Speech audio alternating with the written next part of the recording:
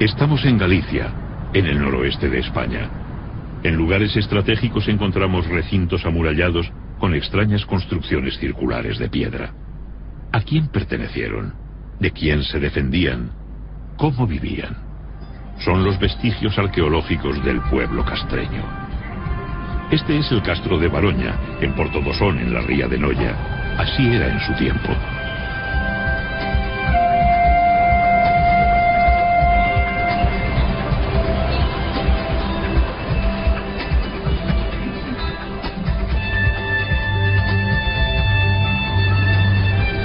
Pero antes de sumergirnos en la vida de los castreños, vamos a viajar al pasado remoto. En estas tierras de escabrosas costas y enormes acantilados, el mar fue desde antaño una vía de comunicación entre los pueblos que habitaron el litoral del Océano Atlántico. El hombre del Paleolítico buscó cobijo en cavernas y abrigos naturales. Su vida itinerante de cazador-recolector le permitió sobrevivir en un entorno feraz y lleno de peligros. Su forma de vida conoció un cambio radical con la llegada de la agricultura. Fue entonces cuando comenzó a dejar su huella en el paisaje. En el megalítico, el mar se convirtió en una fuente de contactos. Antes de la edad de los metales, los pueblos de la Europa atlántica fueron los primeros en construir grandes monumentos destinados a perdurar en el tiempo.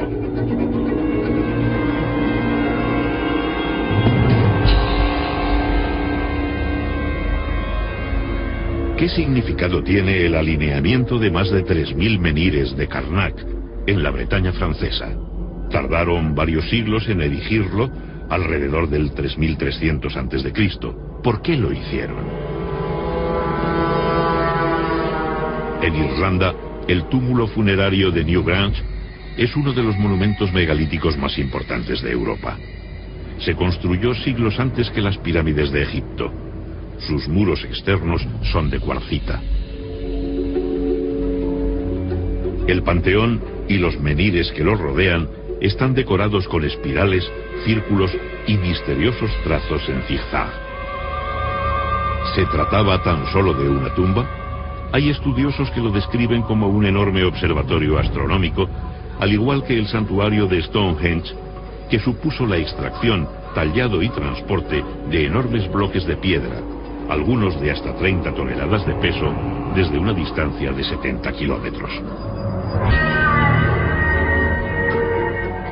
Todavía nos preguntamos el porqué de estas titánicas obras, en las que era necesaria la movilización de grandes recursos humanos y económicos, además de una gran capacidad de planificación y organización. En Galicia, las primeras tumbas megalíticas aparecen alrededor del 4500 a.C. Consistían en cámaras funerarias construidas con enormes losas de piedra. Se las conoce como dólmenes. Colocadas verticalmente, las ciclópeas piedras formaban el aposento funerario y un pequeño corredor de acceso. El dolmen se sepultaba formando un túmulo de tierra y piedras. Las mayores losas se tallaban a medida para sellar el enterramiento.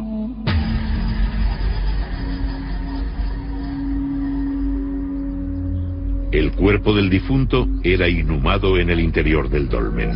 Los objetos de prestigio de sus ajuares funerarios ponen de manifiesto la existencia de jerarquías sociales. Aquellos dólmenes, o mámoas, como se les llama en Galicia, donde se enterraba a personajes notables para la comunidad, funcionaban como auténticos mausoleos, es decir, eran a la vez tumbas y santuarios donde se celebraban ceremonias de ofrendas a los ancestros y de culto a los muertos.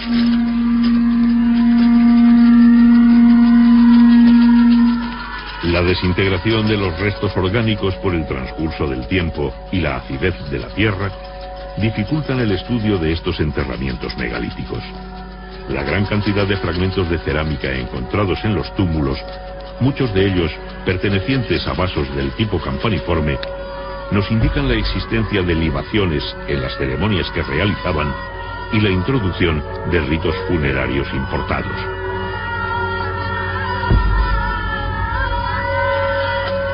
El colosal esfuerzo invertido por estas sociedades del final del Neolítico en la construcción de estos monumentos y su profusa presencia en el paisaje evidencian la importancia que tenían los antepasados y su profunda creencia en el más allá, en la vida después de la muerte.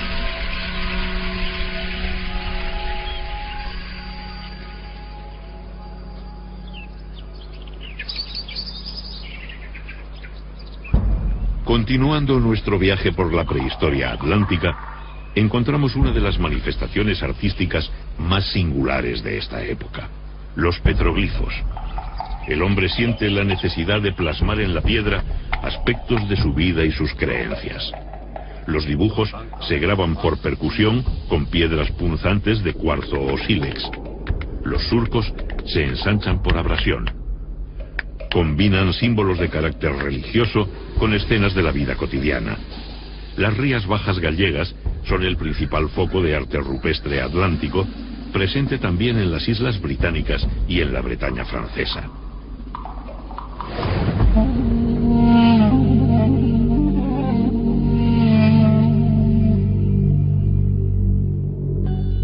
En la Edad del Bronce aumenta la población y los asentamientos se hacen más estables.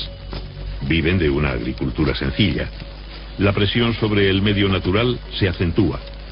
Talan los campos y queman la vegetación para crear pequeñas parcelas de cultivo, como se sigue haciendo en las regiones menos desarrolladas del planeta. Durante la quema, también cazaban los pequeños animales que huían del fuego. Labraban la tierra con azadas de piedra y de palo para cultivar plantas leguminosas y variedades primitivas de trigo y otros cereales. Cada pocos años tenían que cambiar de lugar.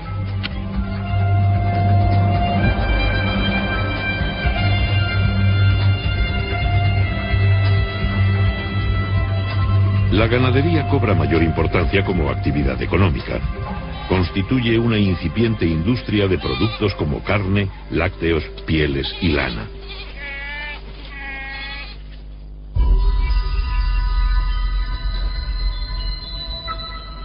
Los asentamientos pasaron de ser meros núcleos familiares a convertirse en aldeas y poblados estables, que más tarde se transformarían en castros como este de Castromao, uno de los más antiguos de Galicia.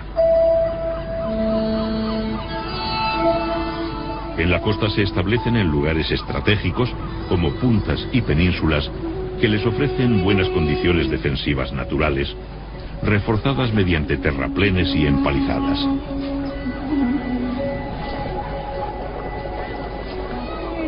Son de pequeñas dimensiones y están habitados por unas pocas familias.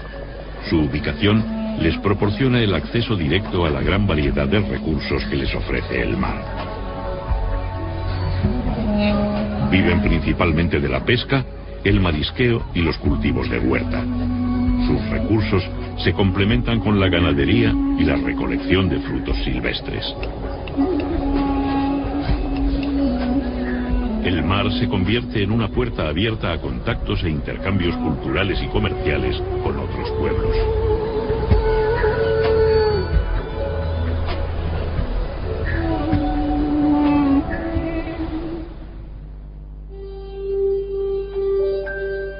La metalurgia, la mayor innovación tecnológica de la historia de la humanidad, provocó una verdadera revolución, un cambio global.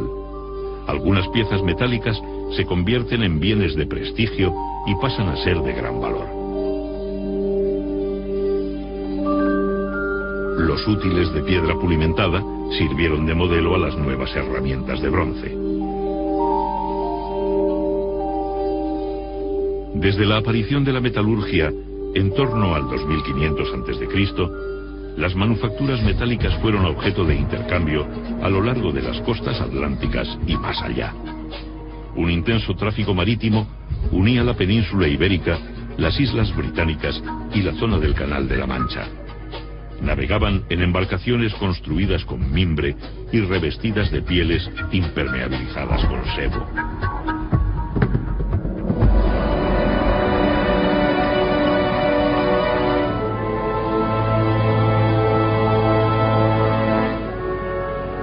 Galicia posee una orografía muy abrupta. Cuenta con numerosos sistemas de monte bajo, mesetas, valles y montañas que se elevan a más de 2000 metros de altitud, con sus laderas tapizadas por una exuberante vegetación de especies de hoja caduca, como hayas, robles y alisos. En las sierras centrales y orientales nacen los numerosos ríos que jalonan su geografía, cauces que descienden desde sus nacimientos en las cumbres y se abren paso esculpiendo el paisaje. En sus riberas cubiertas de helechos crece el bosque milenario que permanece en constante penumbra. El paisaje se torna misterioso y secreto.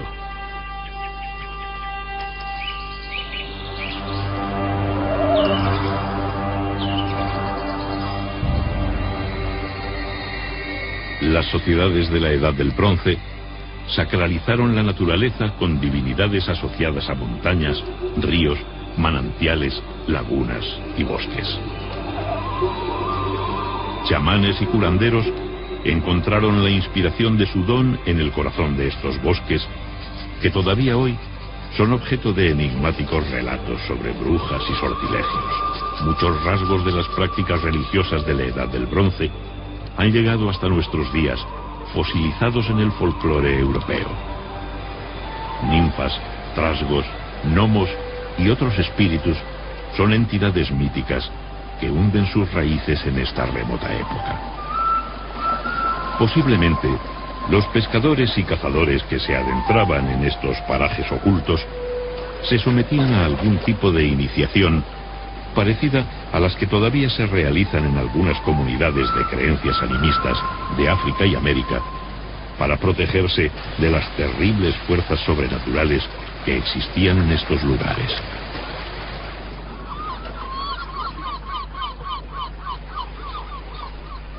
El marisqueo en las costas y rías gallegas es una actividad que se remonta a la noche de los tiempos.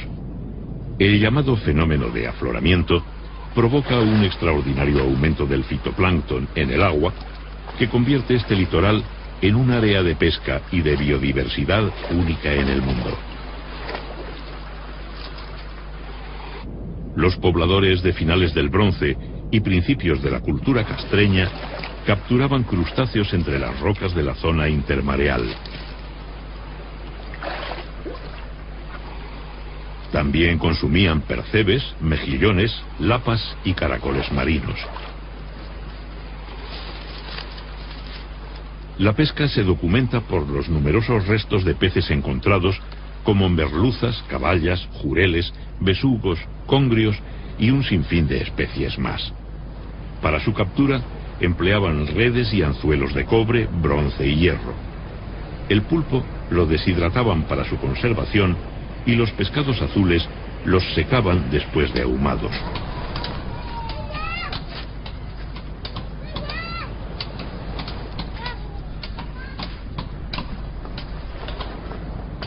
La mayoría de las comunidades castreñas eran autosuficientes para cubrir sus necesidades básicas. Incluso tenían capacidad para producir excedentes. En sus corrales criaban animales domésticos como conejos, cerdos y algunas aves. Las necesidades que no podían satisfacer, como la sal y los minerales destinados a la metalurgia, motivaban constantes trueques con otras aldeas. El curtido de pieles era la base de la industria del cuero. Con ellas confeccionaban todo tipo de accesorios del vestido, correajes y calzado.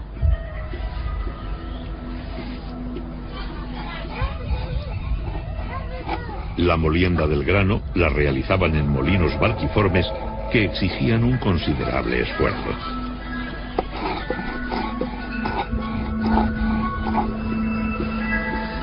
Los poblados eran agrupaciones de familias que compartían gran parte de sus recursos. Muchos de los trabajos relacionados con el sustento se realizaban para toda la comunidad.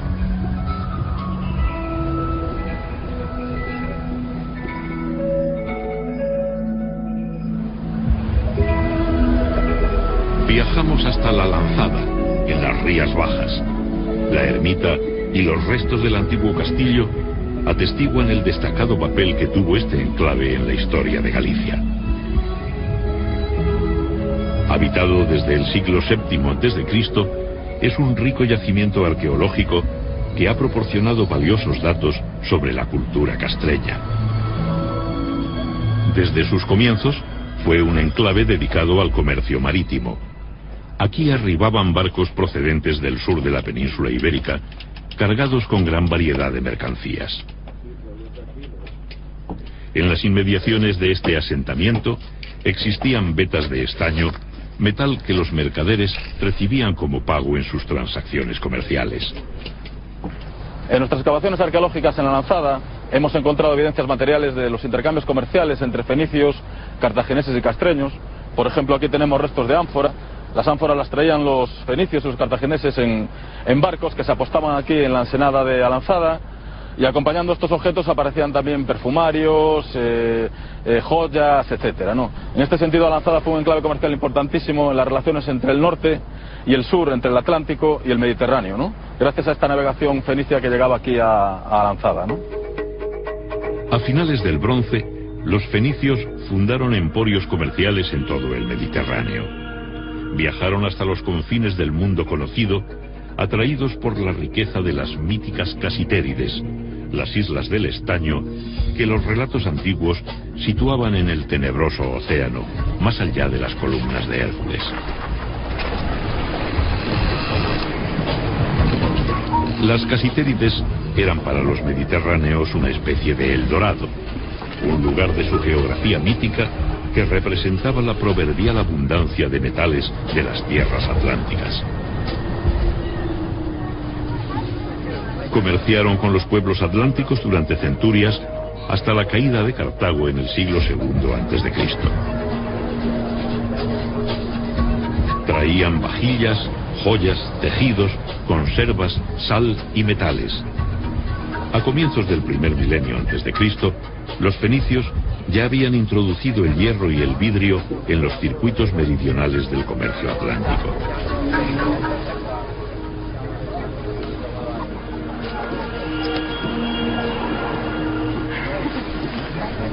Innovaciones como el molino giratorio y el torno de alfarería fueron rápidamente adoptadas junto con otras nuevas herramientas. También asimilaron modas en el consumo de alimentos, el vestido y el adorno personal. Los pueblos atlánticos exportaban el estaño desde antiguo. Producían lingotes de pesos estándar con los que pagaban las importaciones. También ofrecían a cambio plata, oro y pieles de animales.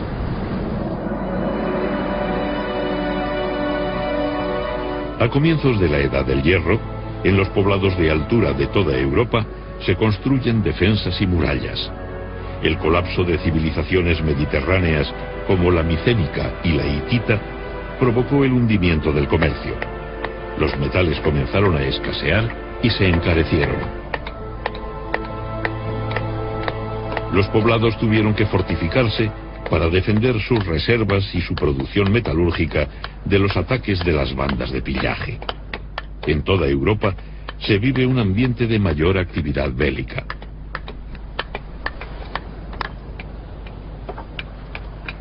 Las nuevas herramientas de hierro permitieron a los castreños perfeccionar las técnicas de cantería, carpintería y construcción.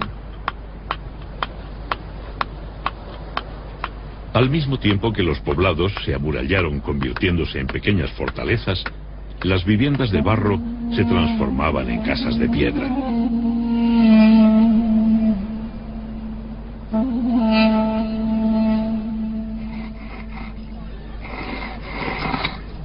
Un significativo aumento de la población multiplicó los castros en el territorio. La tecnología agrícola permitió explotar con más efectividad los suelos de los valles, mucho más productivos. Los nuevos asentamientos se situaron en las tierras bajas. Los intercambios económicos y culturales se hacen más fluidos, especialmente con las islas británicas, hacia donde nos dirigimos ahora para saber cómo vivían sus antiguos pobladores. Al borde de un acantilado de 100 metros de altura, encontramos Duna Ongasa, el mayor poblado fortificado prehistórico de las Islas Aran, en Irlanda.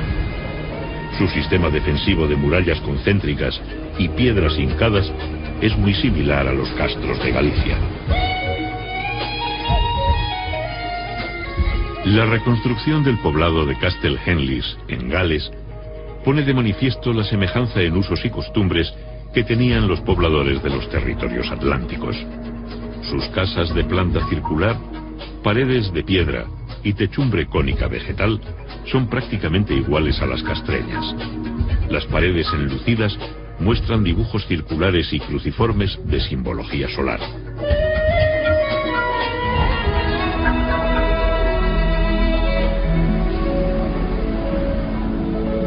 En la desembocadura del río Miño, el monte de Santa Tecla alberga uno de los castros más célebres del noroeste de España.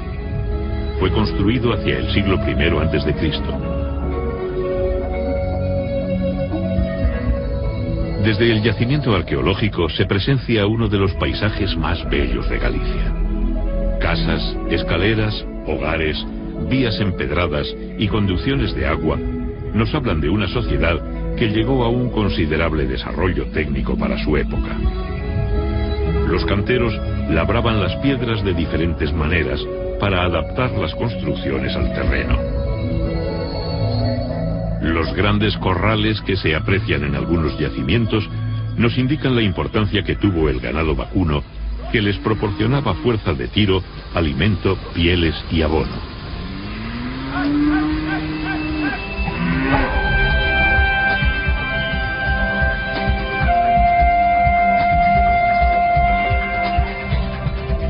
En Galicia, la naturaleza se muestra con toda su fuerza.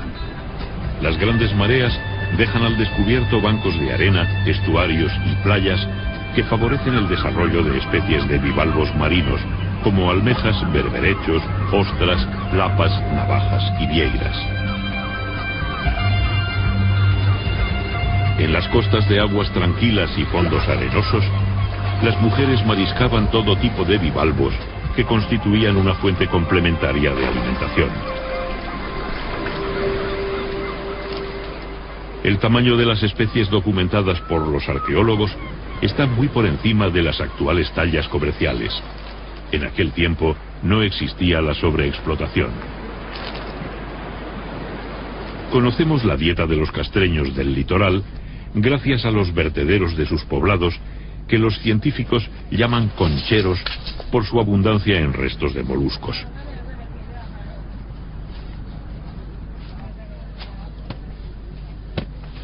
La actividad textil estaba a cargo de las mujeres. Los numerosos restos de husos y pesas de telar encontrados en las excavaciones revelan que la confección de tejidos era de gran importancia para estas comunidades. El lino y la lana constituían la base de la industria textil, que también incorporó las innovaciones mediterráneas. Telares compuestos y de placas, ruecas y sarillos permitieron perfeccionar la hilatura y el tejido. Del exterior llegaron nuevas influencias en el vestido y adorno personal. El afeitado se pone de moda. Para preservar el grano de la humedad, fabricaban los cabazos de mimbre, que fueron los precursores de los típicos hórreos gallegos.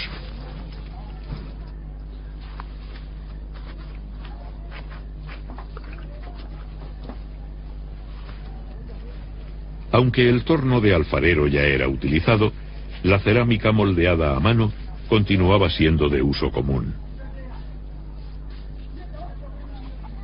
Para su fabricación se elaboraban rulos de arcilla que eran colocados en espiral, creando la forma básica del cacharro.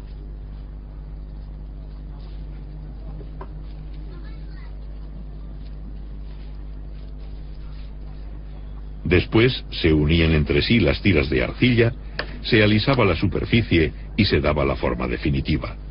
Luego lo dejaban secar completamente antes de someterlo al fuego.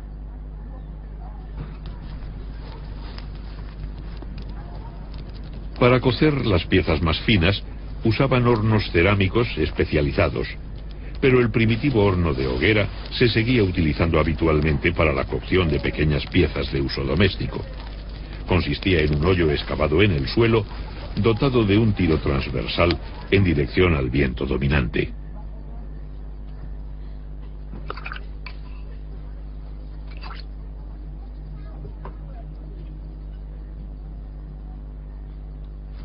Más tarde, la pira se cubría parcialmente con tierra para concentrar el calor.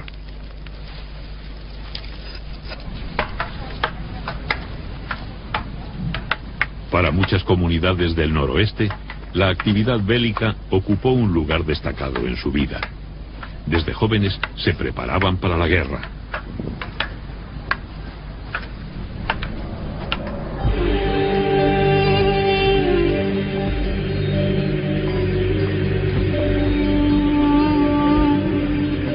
Los castros perfeccionaron su aparato defensivo con una sucesión de fosos y parapetos que rodeaban la muralla. También se reforzaron las defensas en las puertas de acceso con muros y torreones que las flanquean. Estaban construidos para ver y ser vistos. En poblados de última época, como en este de Villadonga, en Lugo, las murallas poseían una intencionada monumentalidad que prestigiaba el conjunto.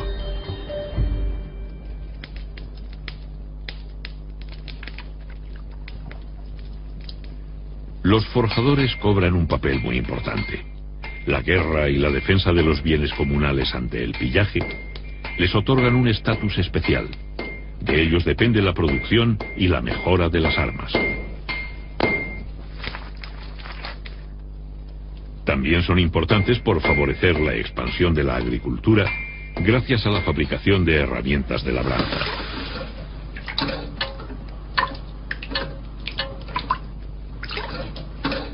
Los guerreros galaicos ceñían un puñal al cinto y portaban un escudo redondo llamado caetra. Podían llevar una espada o varias lanzas. Se protegían con cascos, corazas y grebas y se adornaban con torques, brazaletes y diademas. Los hombres, las mujeres y los niños que vivían en los castros formaban parte de una sociedad guerrera y campesina. La guerra era muy importante en estas comunidades y eso se refleja en el hecho de que sus poblados, sus asentamientos, los castros, están fortificados con fosos, con parapetos, con empalizadas, como vemos en este poblado, ¿no? Era una guerra importante, había una guerra para buscar botín entre distintas aldeas, había captura de ganado, de mujeres, y eso aparece muy bien reflejado en lo que son las referencias de los geógrafos latinos y griegos cuando nos hablaban de las comunidades castreñas. En las sierras de Galicia pastan en libertad caballos de razas autóctonas con rasgos arcaicos. Son descendientes de aquellos que habitaron aquí hace más de 2 milenios.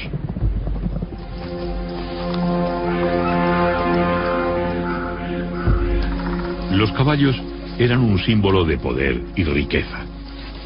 Nunca formaron parte de la dieta, se utilizaban para la guerra y en los sacrificios. El autor clásico Diodoro de Sicilia nos habla de las bandas de pillaje. Cuando sus jóvenes alcanzan la plenitud de su fuerza física, aquellos que son pobres en riquezas materiales se reúnen en lugares montañosos y de acceso difícil, donde forman bandas de talla considerable y después bajan a Iberia y juntan riquezas gracias al pillaje. Por su importancia, los caballos constituían un magnífico botín. Los valerosos jóvenes de estas bandas capturaban los caballos derribándolos. Posiblemente esta forma de atraparlos haya perdurado hasta nuestros días en la popular fiesta de las rápadas bestas, en la que una vez al año bajan los caballos del monte, los apresan y les cortan las crines.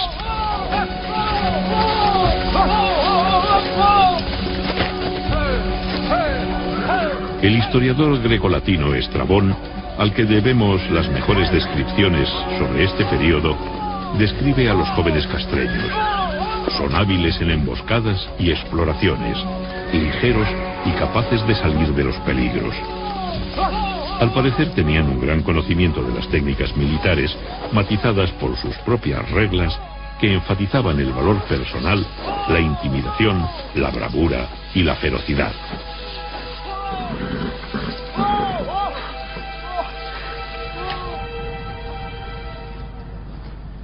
Se puede suponer la existencia de ceremonias iniciáticas. Para ser aceptados como guerreros, los jóvenes debían superar una prueba: la caza de algún animal salvaje, como un oso, un lobo o un jabalí, o matar a un enemigo.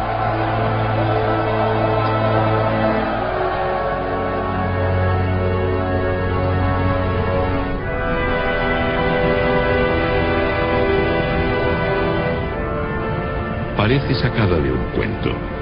En esta pequeña península, en la ría de Muros y Noya, batida por el mar y los furiosos vientos oceánicos, se encuentra la Recoleta Ciudadela de Baroña, uno de los yacimientos prehistóricos más espectaculares y visitados de Galicia. Es un lugar enigmático. El visitante experimenta un magnetismo comparable al que se percibe en el famoso cromlech de Stonehenge. La monumentalidad de sus estructuras y su situación geográfica hace que sea un yacimiento excepcional entre los más de 3.000 que existen en Galicia, más o menos la mitad de los que hay en toda la Europa atlántica. Su muralla, dispuesta en varios circuitos a diferentes niveles, posee un intencionado sentido escenográfico. Esta audaz obra pública refleja una decisiva voluntad de alcanzar prestigio sobre las comunidades vecinas.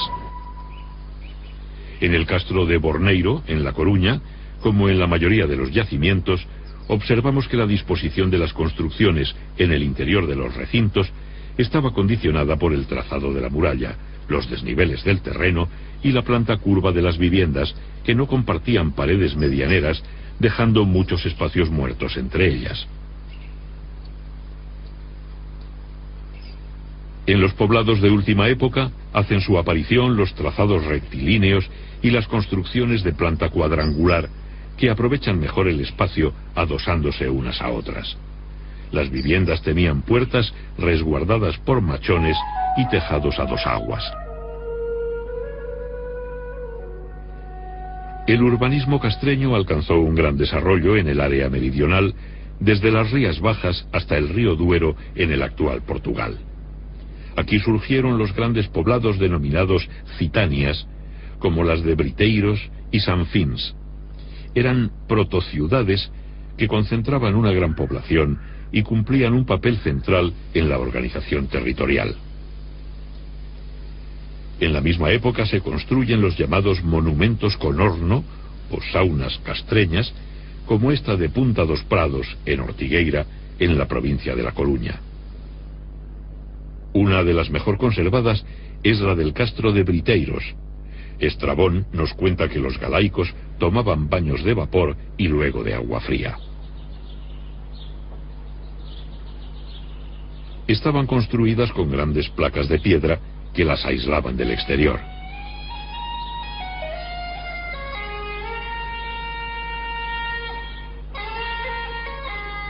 La cámara de vapor se cerraba con la llamada pedra formosa, decorada con rosetas, sogueados, esvásticas, reticulados y entrelazados. De forma pentagonal, en su base tenía un pequeño hueco semicircular por el que se accedía al interior arrastrándose. De esta forma se evitaba que la fuga de vapor fuera excesiva. La sauna castreña era de planta rectangular parcialmente soterrada, con tejado a dos aguas y dividida en 3 cámaras y un atrio. El agua se canalizaba hacia el interior para ser calentada en contacto con piedras candentes en la cámara del horno.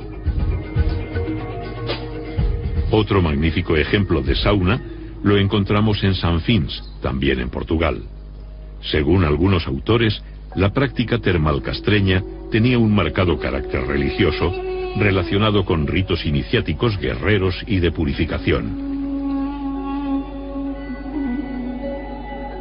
Se las llamó Pedras Formosas por la belleza que poseía la primera que se encontró en Briteiros a finales del siglo XIX.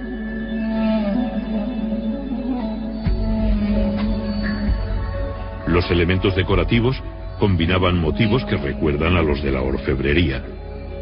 Algunos se pueden considerar protectores, como las esvásticas, un símbolo de buen augurio que aún se mantiene en la Galicia rural.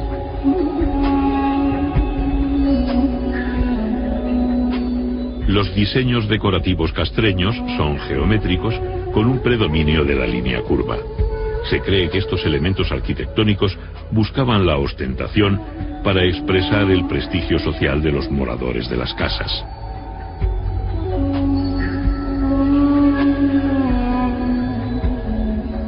Se conocen una treintena de estatuas de guerreros galaicos. Representan figuras masculinas en pie, en actitud de parada y exhibiendo sus atributos militares.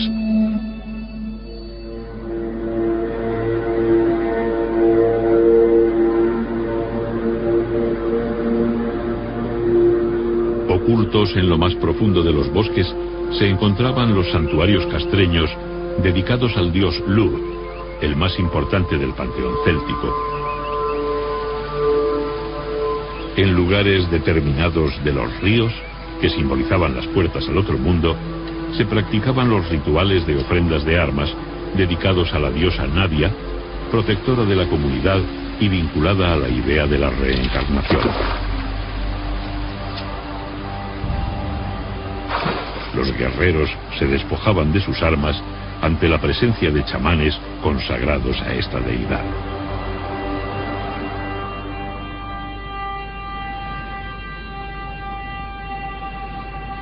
Creían en dioses hacedores del mundo, en divinidades relacionadas con la guerra, el vigor físico y la fuerza, y en deidades relacionadas con la producción y la abundancia. Existía una clase sacerdotal especializada con gran influencia sobre la comunidad. Druidas, chamanes y adivinos eran consultados y reverenciados por ser hombres sagrados, portadores del conocimiento arcano, que podían ver más allá del mundo de los vivos. Sus predicciones y consejos eran seguidos por nobles y guerreros. Las sociedades antiguas no conocían el laicismo, y como todavía sucede en África, casi todos los aspectos de la vida tenían una dimensión mágico-religiosa. Por ello, las constantes ofrendas y sacrificios rituales de marcado carácter céltico. Desde su origen en el norte de los Alpes, la lengua celta se extendió por todo el occidente, llegando a la península ibérica, donde se hablaban variantes arcaicas de esta lengua. En muchos lugares donde actualmente se ven cruces, antiguamente había estelas dedicadas a los lares viales. La Iglesia los sustituyó desde el siglo VI.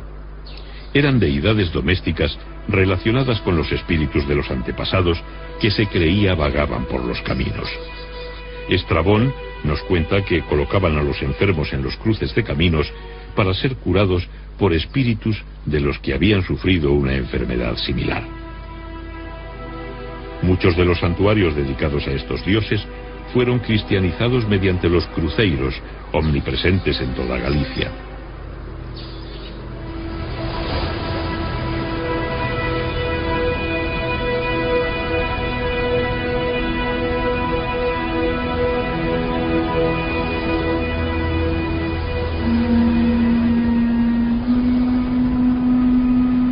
El cuerno fúnebre suena desde lo más alto del acantilado. Un poderoso guerrero ha muerto y va a ser incinerado. Estos farallones que se adentraban en el mar, al igual que las islas, eran considerados territorios limítrofes entre el mundo de lo terrenal y el sobrenatural, situado en un lugar lejano en medio del océano.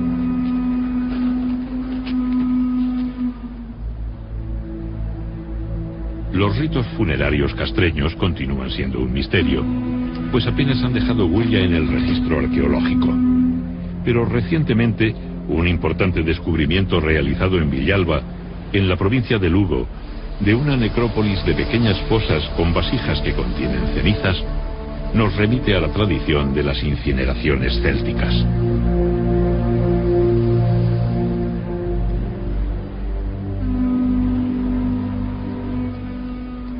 El difunto era despojado de sus joyas personales como pulseras, torques y su puñal de antena. El oficiante entregaba sus armas y posesiones al sobrino del finado. En estas tierras del noroeste, tradicionalmente las hijas heredaban de sus madres. Los varones estaban ligados especialmente a su tío materno.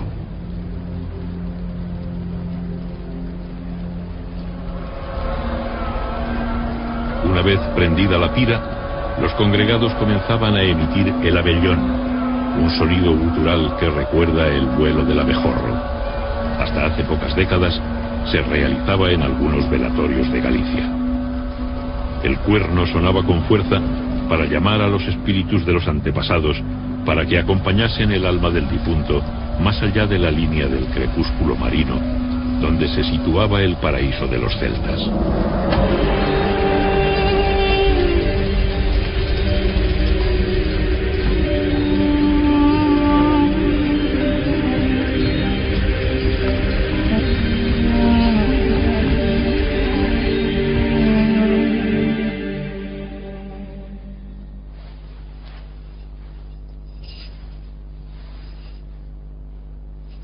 Los recientes descubrimientos realizados en castros de Galicia documentan que las cenizas del difunto se enterraban en una cista o arqueta en el suelo de la casa familiar.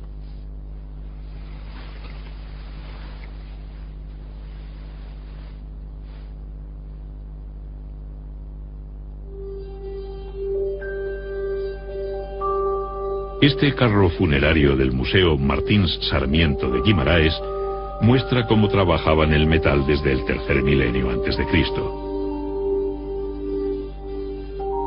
En la época castreña se llegó a alcanzar un exquisito refinamiento. Pulseras, pendientes, brazaletes y torques de oro fusionaban los gustos europeos con las influencias mediterráneas. El tesoro de Caldas, del que una parte se encuentra en el Museo de Pontevedra, está datado en el bronce final, compuesto por lingotes en anillo, brazaletes, diademas, cuencos ceremoniales y peines de oro. Pesaba en total 37 kilos. Todas las piezas se ajustan al sistema de pesos del ciclo fenicio, lo que indica que ya en ese tiempo la orfebrería era objeto de exportación. El castro de San Cibrao de Las, en Orense, es uno de los más grandes y mejor conservados. Vemos conjuntos de viviendas y almacenes que abren sus puertas hacia un patio central enlosado. La independencia social y espacial de estas unidades denota la marcada autonomía económica de cada familia.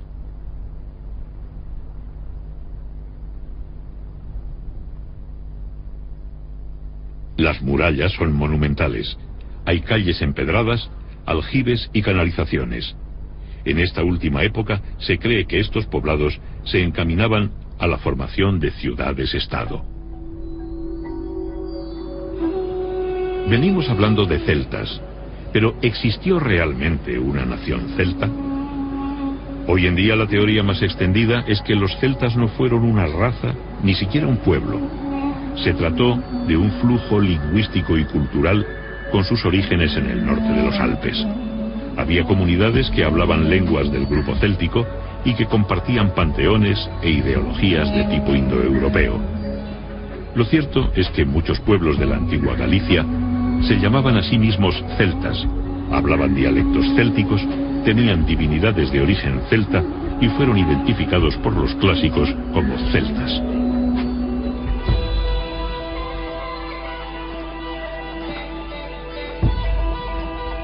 Los banquetes siempre han favorecido la fraternidad entre los comensales. En aquella época, y según el cronista Estrabón, en ocasiones especiales, los jefes castreños de diferentes clanes celebraban banquetes que adquirían un carácter de ritual. El cronista grecolatino nos cuenta que se sentaban en bancos construidos alrededor de las paredes, situándose según edad y dignidad. La comida se la iban pasando en rueda, mientras bebían el escaso vino del que disponían. En sus recetas, en lugar de aceite, empleaban mantequilla.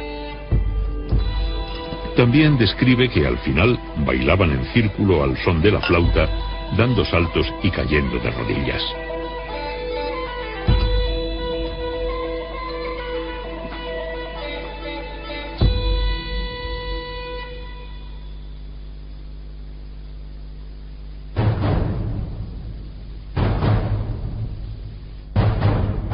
La sedante quietud de la naturaleza se ve alterada por un lejano son. Bajo la bóveda vegetal se propaga el eco de un extraño visitante. La paz se ve amenazada por la llegada de las legiones romanas. Los romanos no eran desconocidos para los castreños. Muchos mercenarios galaicos habían participado junto a Aníbal en su marcha contra Roma a través de los Alpes. En su inexorable avance encontraban vestigios de culturas milenarias.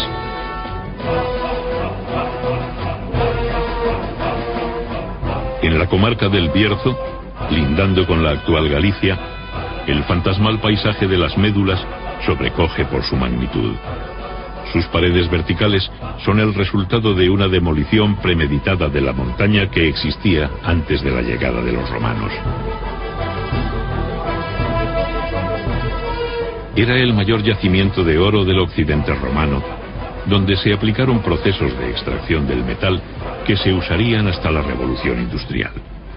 Para acceder a los filones de oro de las profundidades, los mineros romanos demolían enormes masas de tierra mediante el sistema de ruina montium. Creaban una red de pozos y galerías sin salida, en las que se introducía de súbito un enorme caudal de agua, almacenado en grandes balsas a mayor altura.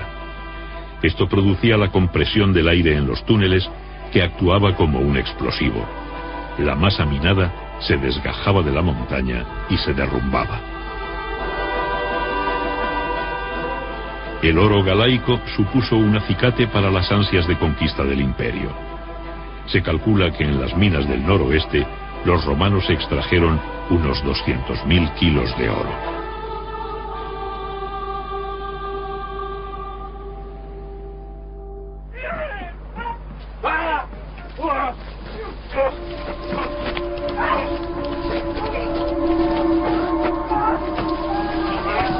Los castreños han capturado a un tribuno romano y se disponen a sacrificarlo para utilizar su cuerpo en un ritual de adivinación. Estrabón nos relata estas prácticas adivinatorias. Examinan las entrañas sin extraerlas, y examinan las venas del torso y adivinan tocándolas, y consultan las entrañas de sus prisioneros de guerra.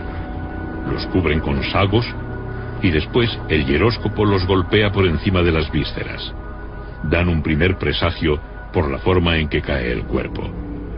Cortan la mano derecha de los prisioneros para consagrarla al dios Ares. La ocupación del territorio noroccidental peninsular fue lenta y costosa. La conquista se realizó en 3 fases. En el año 136 a.C., Bruto el Galaico anexionó la zona entre los ríos Duero y Miño. En el 61, Julio César llega hasta el puerto de los Ártabros en una expedición marítima, no encontrando resistencia. El emperador Augusto en persona dirige las campañas de las guerras cántabras, que finalizan en el 19 a.C.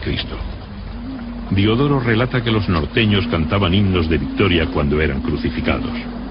Los prisioneros se suicidaban, las madres mataban a sus hijos antes que caer esclavos.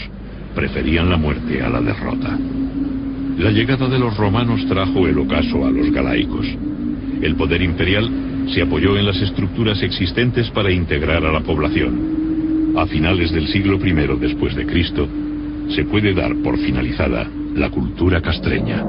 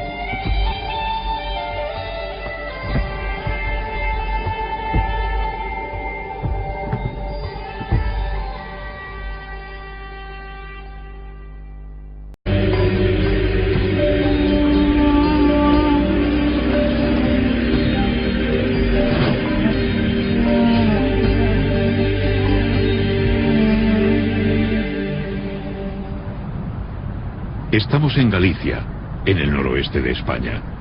En lugares estratégicos encontramos recintos amurallados con extrañas construcciones circulares de piedra. ¿A quién pertenecieron?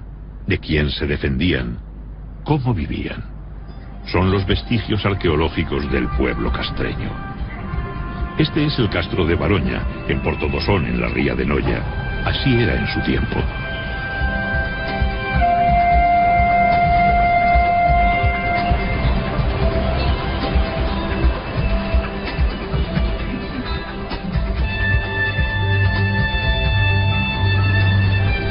Pero antes de sumergirnos en la vida de los castreños, vamos a viajar al pasado remoto.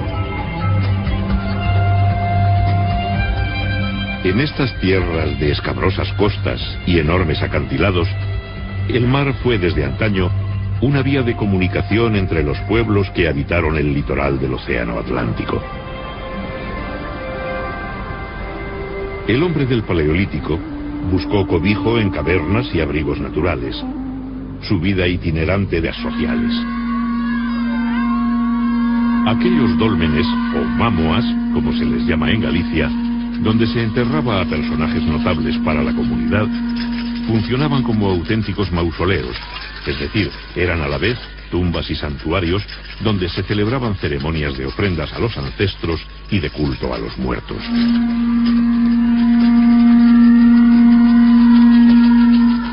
La desintegración de los restos orgánicos por el transcurso del tiempo y la acidez de la tierra dificultan el estudio de estos enterramientos megalíticos.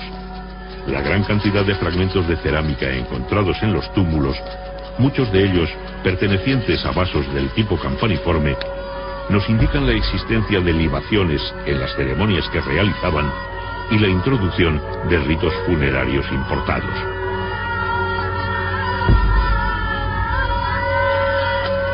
El colosal esfuerzo invertido por estas sociedades del final del Neolítico en la construcción de estos monumentos y su profusa presencia en el paisaje evidencian la importancia que tenían los antepasados y su profunda creencia en el más allá, en la vida después de la muerte.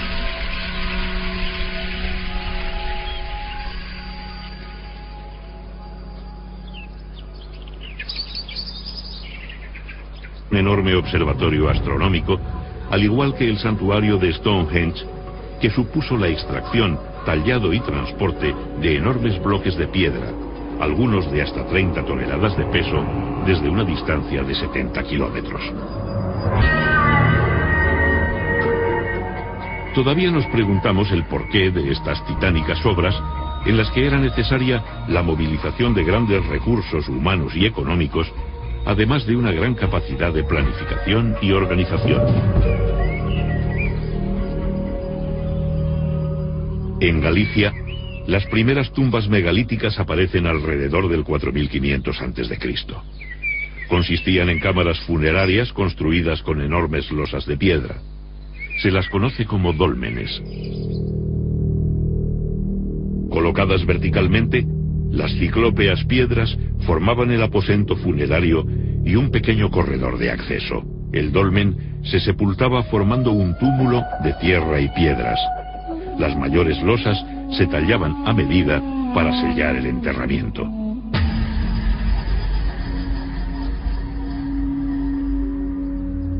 El cuerpo del difunto era inhumado en el interior del dolmen. Los objetos de prestigio de sus ajuares funerarios ponen de manifiesto la existencia de jerarquía cazador-recolector. Le permitió sobrevivir en un entorno feraz y lleno de peligros. Su forma de vida conoció un cambio radical con la llegada de la agricultura. Fue entonces cuando comenzó a dejar su huella en el paisaje. En el megalítico, el mar se convirtió en una fuente de contactos.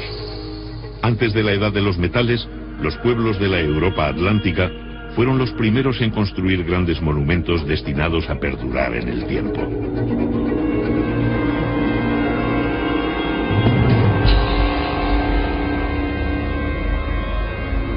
¿Qué significado tiene el alineamiento de más de 3000 menhires de Karnak en la Bretaña francesa?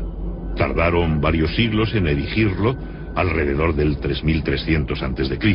¿Por qué lo hicieron? En Irlanda, el túmulo funerario de Newgrange es uno de los monumentos megalíticos más importantes de Europa. Se construyó siglos antes que las pirámides de Egipto. Sus muros externos son de cuarcita. El panteón y los menhires que lo rodean están decorados con espirales, círculos y misteriosos trazos en zigzag. ¿Se trataba tan solo de una tumba? Hay estudiosos que lo describen como un...